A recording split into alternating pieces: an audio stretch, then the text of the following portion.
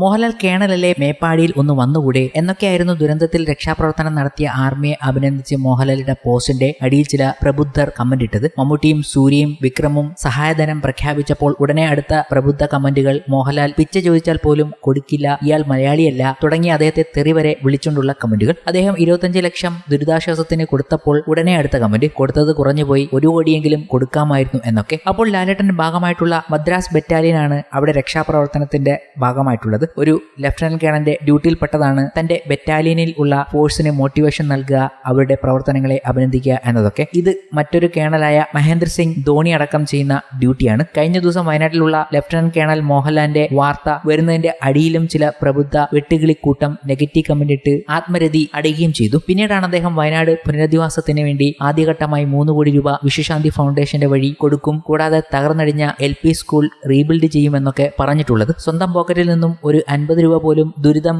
അനുഭവിക്കുന്നവർക്ക് കൊടുക്കാതെ അപ്പോഴും സോഷ്യൽ മീഡിയയിൽ നെഗറ്റീവ് മാത്രം തേടി കുറിച്ചുകൊണ്ടിരിക്കുന്ന എല്ലാ പ്രബുദ്ധരോടും കൂടിയാണ് നിങ്ങൾ നിങ്ങളുടെ ജന്മസിദ്ധമായി കിട്ടിയ പണി തുടരുക. ലാലേട്ടൻ ഇവിടെയൊക്കെ തന്നെ കാണും. മതരാഷ്ട്രീയ വിദ്വേഷം ഇല്ലാത്ത മലയാളികൾ അദ്ദേഹത്തിന്റെ പ്രവർത്തനങ്ങളെ അംഗീകരിക്കുകയും ചെയ്യും. കഴിഞ്ഞ ദിവസത്തെ ഓരോ ചെയ്തികൾ കാണുമ്പോൾ പ്രേക്ഷകൻ പറയുന്നത് ഇങ്ങനെയാണ്: വലിയൊരു ദുരന്തം സംഭവിച്ചു, അവിടെ കണ്ണീരോടുകൂടിയും വിങ്ങുന്ന ഹൃദയത്തോടുകൂടിയാണ് മോഹൻലാൽ നിന്നത്. പിറ്റേ ദിവസം അദ്ദേഹത്തിന്റെ വാക്കുകൾ കൂടി പത്രമാധ്യമങ്ങളിൽ എത്തിയപ്പോൾ ശരിക്കും വിങ്ങലായി മാറിയിരുന്നു. ഈ വിങ്ങലുകൾക്കിടയിലും സന്തോഷം പകരുന്ന ചില കാര്യങ്ങൾ കൂടി ആ സ്ഥലത്ത് ഉണ്ടായത് നമ്മൾ കണ്ടപ്പോൾ പറയാതിരിക്കാൻ കഴിയില്ല. ചെളി നിറഞ്ഞ ചൂരൽമല അങ്ങാടിയിൽ കഴിഞ്ഞ ദിവസങ്ങളിൽ ഒരു നായ അലഞ്ഞു നടക്കുന്നുണ്ടായിരുന്നു. അങ്ങാടിയിലെല്ലാം ആരെയോ തിരഞ്ഞു നടക്കുകയായിരുന്നു നായ. എയർലിഫ്റ്റിംഗിന് വരുന്ന ഹെലികോപ്റ്ററിനെ നോക്കി ഉച്ചത്തിൽ ഓരിയിടുകയും ഭയപ്പാടിന്റെ ശബ്ദമുണ്ടാക്കുകയും ചെയ്യുമ്പോൾ സൈനികർ ഉൾപ്പെടെയുള്ളവർ ആശ്വസിപ്പിക്കാനെത്തും. ഞായറാഴ്ച ഉച്ചയോടെ ഉടമ ക്യാമ്പിൽ നിന്നും തിരിച്ച് ചൂരൽമല എത്തിയപ്പോൾ നായയുടെ സന്തോഷ പ്രകടനം കണ്ടു നിന്നവരെ കണ്ണീരണിയിച്ചു എന്നതാണ് വാസ്തവം. ആ വീഡിയോ ഗംഭീര രീതിയിൽ സോഷ്യൽ മീഡിയയിൽ വൈറലായ ഒന്നായി മാറി. അട്ടമല സ്വദേശിയായ ഉമ തിരിച്ചെത്തിയപ്പോഴാണ് നായ